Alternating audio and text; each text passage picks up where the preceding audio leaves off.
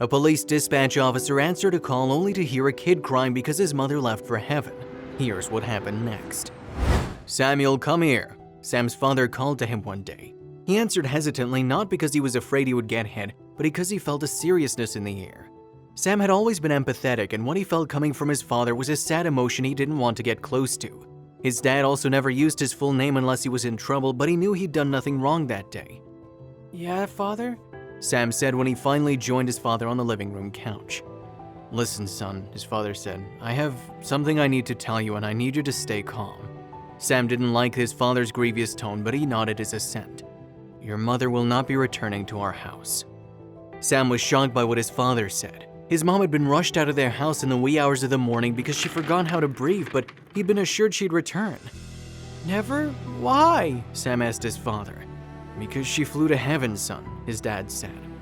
To 6-year-old Sam, it sounded like his mother had simply gone on a trip to heaven, so he nodded his head and asked when she would be back. At that, his dad burst into tears and fled the room. Sam waited for days for his mom's return, but when she never did, he started to worry. After a week passed, he became distressed that his beloved mother hadn't even visited.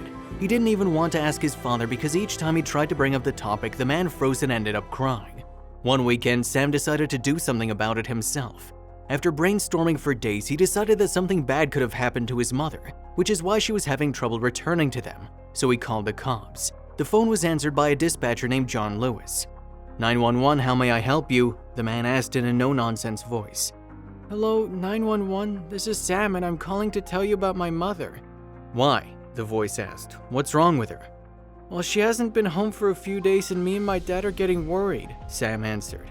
"He says she went to heaven, but I'm afraid she got lost on her way." The dispatcher initially thought the call was a prank and would have hung up if he didn't hear the note of despair in the boy's voice. "How old are you?" he asked. "I'm 6, sir. Can you help me find my mom? I'm very worried she won't be able to find her way," Sam said. John Lewis thought about his response for a few seconds before giving it. He knew it would be cruel to awaken the boy to the truth, but he also could not hang up without being helpful somehow. "If you wanted to find her way home, why don't you try writing her a short letter every month and sending them to her using red balloons? When she sees them, she knows she'll be missed and will follow the trail of balloons."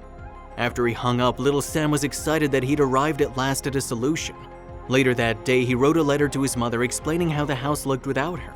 He hoped it would make her want to come home more because she hated seeing a mess. Sam waited for an answer, but he didn't get it. So he wrote another letter the following month, this time describing how sad his father looked because she wouldn't return. But the same thing happened. There was no response, even though his balloons always seemed to soar to the heavens. When he didn't get a reply to his second letter, Sam called the police again. The dispatcher once again calmed him down and urged him to continue writing letters. After the call, the man asked for a favor of his fellow officers. He also did a little research on Sam's family and reached out to the boy's father and teachers. A few days later, a police motorcade pulled up on Sam's street. Each cop who participated had a single red balloon in their hand, and they all presented it to Sam, encouraging him. Feeling encouraged by the balloons, Sam wrote another letter to his mother, and this time he received a reply telling him how much she loved him. In truth, it was his father who wrote the letters. The man decided that he would keep doing so until his boy was ready to accept his mother's death.